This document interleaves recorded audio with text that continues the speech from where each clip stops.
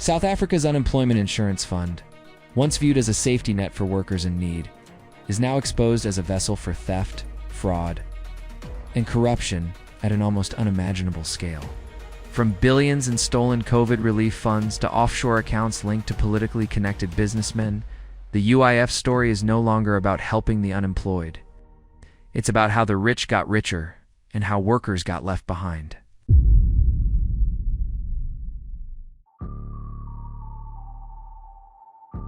The UIF was established under the Unemployment Insurance Act of 2001 and began operating in 2002. It was designed to provide short-term financial support to workers who lost income due to unemployment, illness, maternity, or the death of a breadwinner. It is funded by a mandatory 2% payroll contribution, 1% from the worker, and 1% from the employer collected monthly and managed through SARS. That money is then invested on behalf of the fund by the Public Investment Corporation.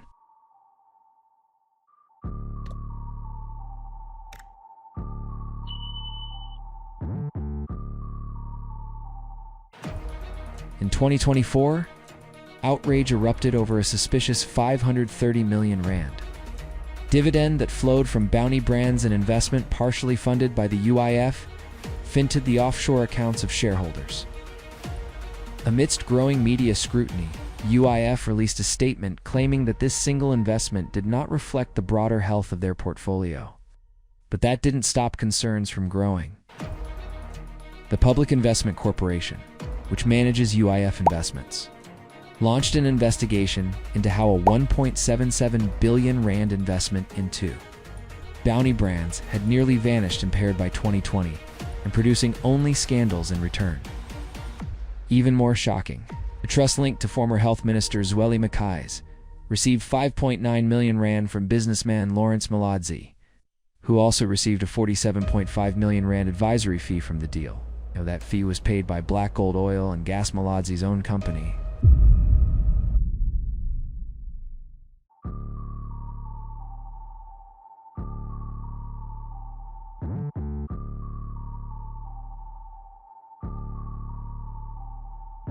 When the COVID-19 pandemic hit, the UIF introduced the Temporary Employer-Employee Relief Scheme TERS to cushion job losses. Over 57 billion rand was disbursed to more than 240,000 entities. But the truth soon came to light. The SIU revealed that over 6 billion rand had been fraudulently claimed. Thousands of companies that didn't exist submitted fake employee claims. Inmates, deceased citizens, even government employees received payouts. In fact, over 6,000 government workers were found to have illegally received TERS benefits while still earning salaries. Only 229 million rand has been recovered, with a further 99 million rands under repayment agreements. The rest, gone.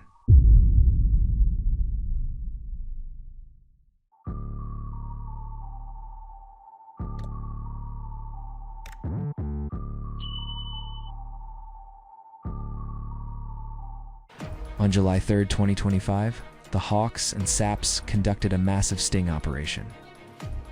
A 42-year-old office manager from Labour House in Bloemfontein was arrested, along with 19 others from Free State and Gauteng. They'd orchestrated a UIF fraud ring worth at least 1.5 million rand, creating fake companies and using stolen IDs to siphon off state funds. Minister Nomakosa Zana-Meth praised the bust, vowing stronger risk controls and tighter internal audits. But this wasn't an isolated case.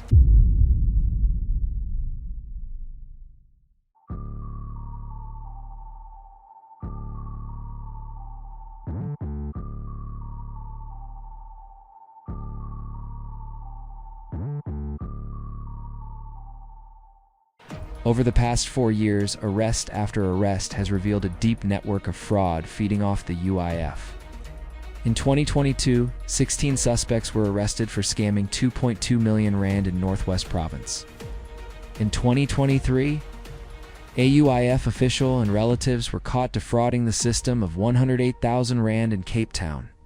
In 2024, A Bethlehem businessman Shadiso, Ernest Membu, was charged with scamming 259,000 Rand in TERS funds using fake employees. That same year, 4 others were arrested across the Eastern Cape and Free State for collecting 216,905.95 Rand using ghost workers. Then, there were the high-level scams. One director alone siphoned 3.2 million Rand in relief funds. Another couple laundered 3.1 million Rand. Through layered accounts, one employer was paid 3 times for the same workers, receiving 597,000 Rand. Even more staggering, the UIF was found to have underpaid 1,700 legitimate claims, by a combined total of 250.9 million Rand.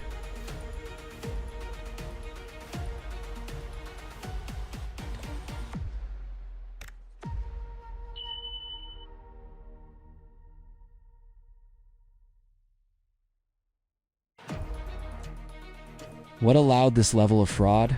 Weakness at every layer?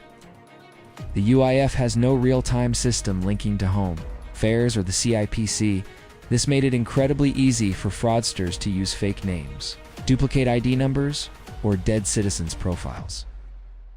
The SIU noted that IT systems were severely outdated, and internal auditing was too slow to catch the scams in time.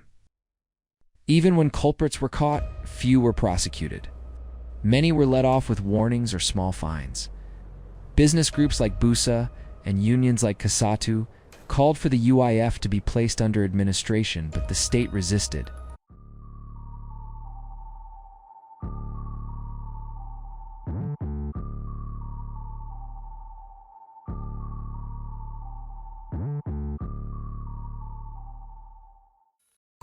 The PIC is now officially investigating the Bounty Brands deal. The UIF has promised to meet PIC executives to discuss next steps. Meanwhile, police and the Hawks continue arresting low-level fraudsters. Whistleblowers are being encouraged to report crimes via Crime Stop and the MESAPs app.